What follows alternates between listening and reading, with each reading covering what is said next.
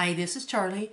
I'm with the Handstand. I'm going to show you how to make a canvas spine for your mini albums. I discovered this with the paper that we play with a lot. By time you crease to the outside and you put a layer on the inside, we end up building up so much in this that the mini albums do not stay closed, nor do they lay open very well.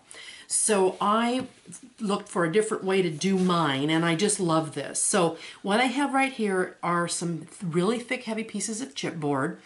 These measure 9 inches tall by 7 inches wide, so this is going to be a 9 by 7 mini. My spine is the same, 9 by 3. I prefer a 3-inch spine because I play a lot with 3/8 inch gussets on the hidden hinge, and that gives me 7 pages when I play with 3/8 of an inch gusset. This 3-inch spine works really, really well.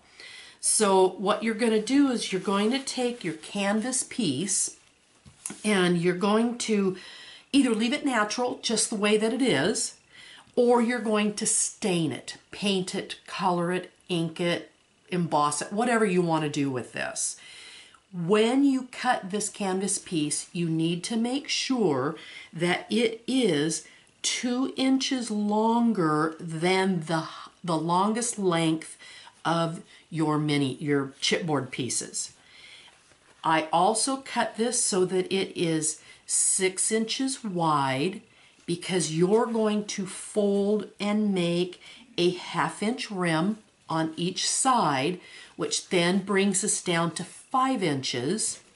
And then you're going to take and lay the canvas 1 inch over on each side, turn it over, and then you're going to center this piece, because when you center it, you want about 1/8 of an inch in between the pieces. So let me show you how I do this. First off, I know I need to that this is going to be 1 inches. So I'm going to put some tape here. I play with 1 inch tape because for me it's easy to measure by, and it's one piece of tape and you're not going back and forth over 2 pieces of tape. Make sure that you burnish really, really well so that that tape is on there. And then for the center piece, because this is 3 inches, it will take 3 strips.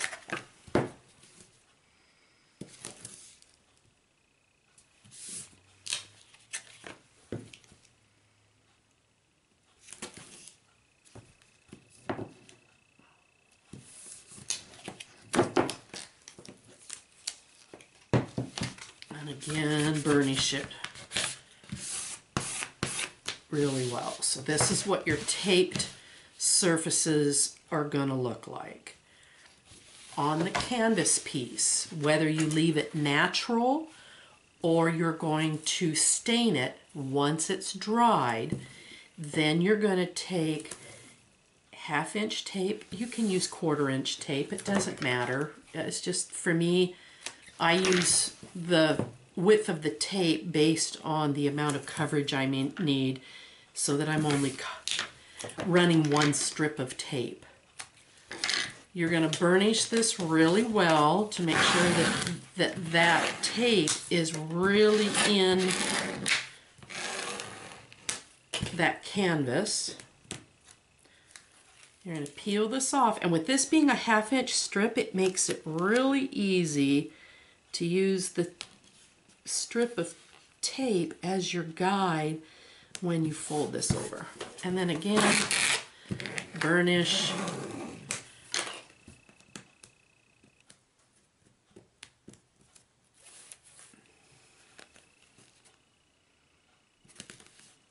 Fold this piece over.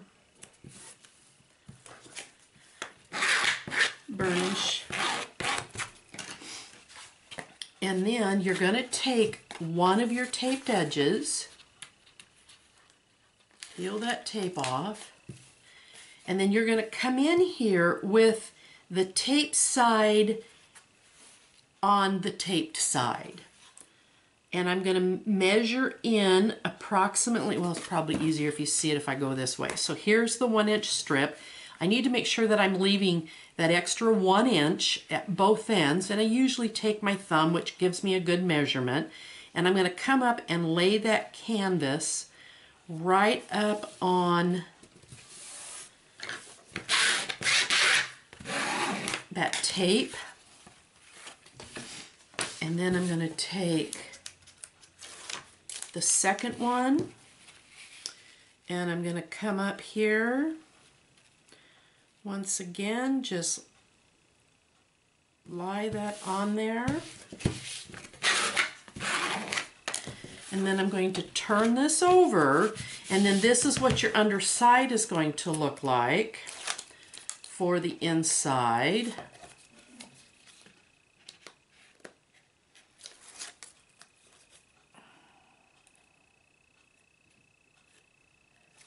My apologies, this tape can be... Now, I apply a little bit of pressure down on this so I can spread it out, and then I'm going to center this. Oh, see, I did it too much.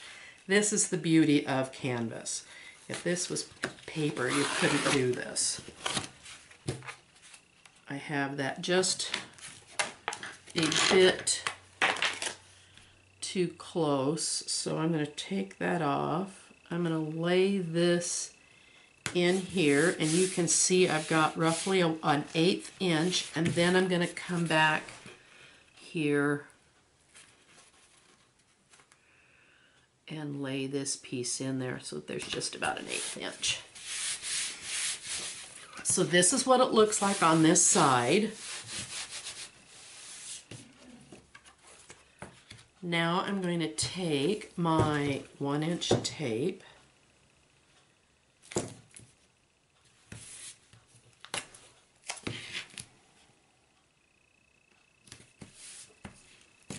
doesn't have to be pretty because you're going to be covering it up. Make sure that you burnish that really well, get that on there. And then you're going to take this and you're going to fold this over nice and snug. Nice and snug. And then what happens is that when you lay in your hidden hinge binding, you should have enough of an edge, a lip. This is where your hidden hinge is going to go. And then that extra piece that you have, that flap, should come up and rest right on these edges so that it hides them, so that it hides all the canvas. But look at this. It just closes so nicely. It lays open. You're not having to force it. When you lay your hidden hinge in here, the only piece of paper that's going to be in here that will create any bulk will be this piece that comes over. And then you're going to take your tool and you're going to bring this up, and then you're going to crease that fold with that paper, and you're flexing it. The flex coming this way on the paper is a lot easier than the flex on this side of the paper, because that paper is being pulled and you get those torn edges. Well, with the beauty with the canvas spine is that you don't have that.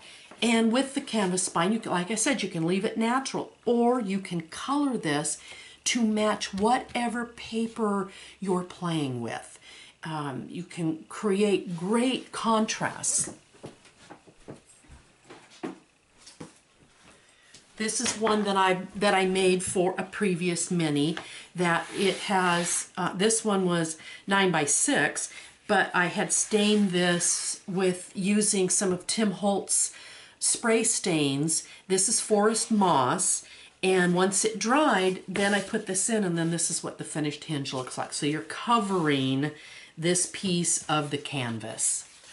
Thank you for watching. Have a super day.